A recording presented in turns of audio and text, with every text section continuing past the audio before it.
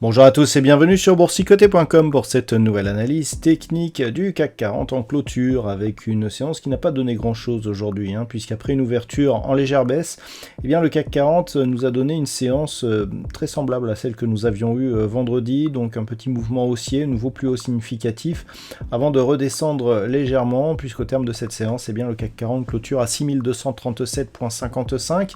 Il gagne 0,33% par rapport à la clôture de la séance de vendredi. On se rapproche donc de la résistance oblique qui définit ici la tendance moyen terme depuis le plus haut ici que nous avions connu en début d'année. On voit de nombreux contacts ici sur cette zone et on est justement en train de tester ici ce niveau. On ne peut considérer d'ailleurs que l'on est dans l'épaisseur du trait.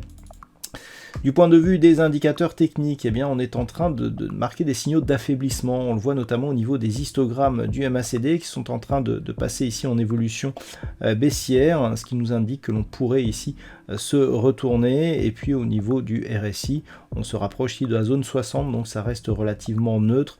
Très peu d'amplitude sur cet indicateur et très peu de volatilité aussi. On est toutefois dans un fond de tendance qui reste toujours plutôt orienté à la hausse. Les volumes sont très inférieurs à la moyenne et donc on est ici quelque part dans un mouvement d'embuscade que l'on pourrait qualifier comme tel, juste avant la réunion de la Fed.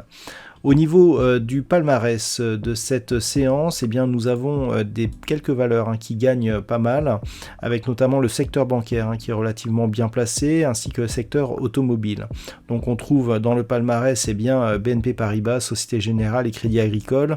On trouve aussi Renault et Stellantis, puis Engie qui s'intercalent un petit peu entre toutes ces valeurs, alors que du côté des baisses, on a des valeurs comme Eurofins Scientifique, Legrand ou Téléperformance qui perdent pas mal de terrain. Alors, en termes de configuration technique, on reste donc dans une petite dynamique haussière d'un point de vue court terme, mais dont le fond de tendance, d'un point de vue moyen terme, est toujours orienté à la baisse. Ce mouvement technique pourrait donner un mouvement de retournement si on parvenait ici à casser cette zone de résistance et à se hisser au minimum sur la zone ici des 6364 points, ce qui permettrait de combler le gap ici qui s'était ouvert entre les séances du 9 et du 10 juin.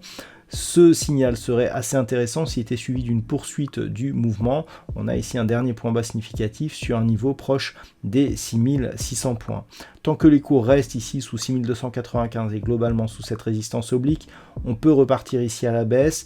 Une petite consolidation est tout à fait possible au vu de ce mouvement, mais sans dépasser la zone ici des 6100 points. Nous avons la zone ici définie par la moyenne mobile 20 exponentielle qui converge avec ce niveau horizontal qui était précédemment résistance après une ouverture de gap qui depuis franchissement ici n'a plus été testé.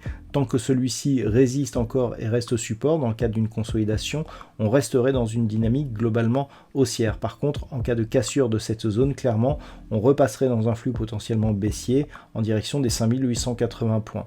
Donc voici les niveaux qu'il faudra surveiller donc dès demain.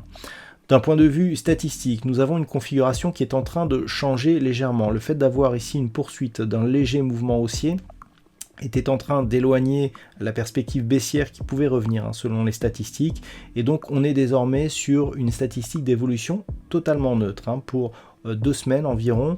Et donc on est ici sur des cours qui pourraient osciller globalement entre 6150 et 6300 points.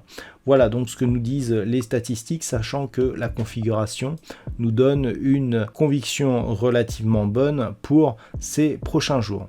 Voilà donc ce que l'on peut dire sur cette analyse technique du CAC 40 pour ce soir. Je vous souhaite de passer donc une très bonne soirée.